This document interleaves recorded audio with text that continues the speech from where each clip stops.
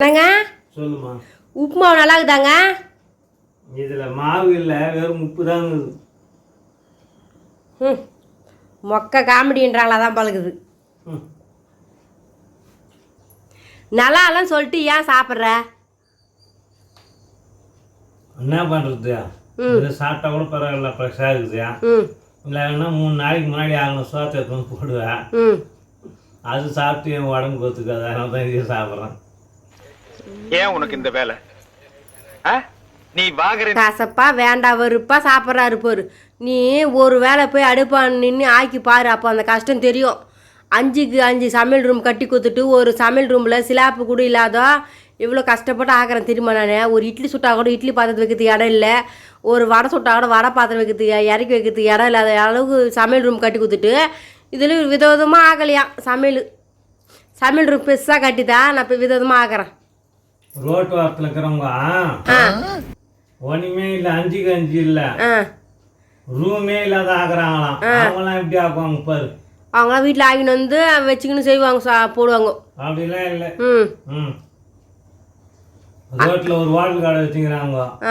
அவங்க பார்த்தா வெறும் சிலிண்டர், ஒரு அடுப்பு, ஒரு இட்லி கொண்டா சரியா போச்சு. இட்லி, உப்புமாவு, கிச்சடி எல்லாமே 2 கடாயி, ஒரு இட்லி கொண்டாந்தா போதும், அங்கேயே பண்ணிடுறாங்க. 5க்கு 5 ரூம் கட்டி என்ன காத்துக்கு தச்சா கூட காதுக்கு ஆகாதுன்னு சொல்லிட்டு ரூம் கட்டி வச்சா ஏன் பேச மாட்டேனியா? ஒன்னெல்லாம் எடுத்துன்னு போய் தெரு வாரத்துக்கு சோறாக்கணும். அவங்க நல்லா பெருசாக இருக்கும், நல்லா ஆகலாம். இது சின்ன தம ரூமில் ஆகிறது. இதில் 5க்கு 5 பக்கத்தில் இருக்கிற தண்ணி, உப்பு எல்லாம் பக்கத்தில் வச்சு எடுத்து செய்யறதுக்கு கஷ்டமாக தான் இருக்கும் யாருக்குமே. என்ன 1 கிலோமீட்டர் ஓடி போய் எடுத்துன்னு வந்து செய்கிறாங்க பாரு, அவங்களுக்குலாம் வந்து கஷ்டம் தெரியாது. நீ என்ன சொன்னாலும் நீ பேசுனதா பேசுவேன், நான் வச்சிடறேன். ஐயா, நீங்கள் சொல்கிறது கரெக்டான உண்மை தான். சாலையோரம் வியாபாரம் பண்ணுறவங்கலாம் சின்ன சின்ன இடத்துங்களே ரோட்டு ஓரமாக ஒரு அடுப்பு வச்சு போண்டா பஜ்ஜி சமையலாம் செய்கிறாங்க. எவ்வளோ க்ளீனாக வச்சுக்கிறாங்க, சுத்தபத்தமாக சூப்பராக செய்கிறாங்க. ஆனால் முன்னாடிக்கிறா பாரு, முன்னாடி வாய் தாங்குது, வேலை ஒன்றும் ஆகாது.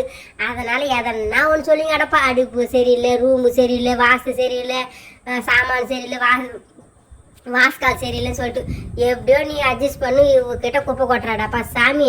நானும் அந்தன்னு வச்சுக்க பளிங்கு 10 அடி 2 தவடை வீங்கிற அளவுக்கு அடிச்சிருவேன், இந்த மாரி சமைக்கிறியா அப்படி சொல்லிட்டு. நாங்களாம் இருக்கோசி உங்ககிட்ட அட்ஜஸ்ட் பண்ணி வாயிரோம். எங்கன்னா அரிசி தூணை விட்றீங்க நிம்மதியா. ஏதானா ஒன்று உப்புமா செஞ்சுட்டாங்கன்னா அதுக்கு 1008 பில்டப்பு. அங்கங்கே காலையில் காட்டின்னு போய் பாரு, 5 விதமான பொரியல் வறுவல் வத்து நாய்க்கு மாட்டுக்கு கோழிக்குன்னு போடுறாங்க.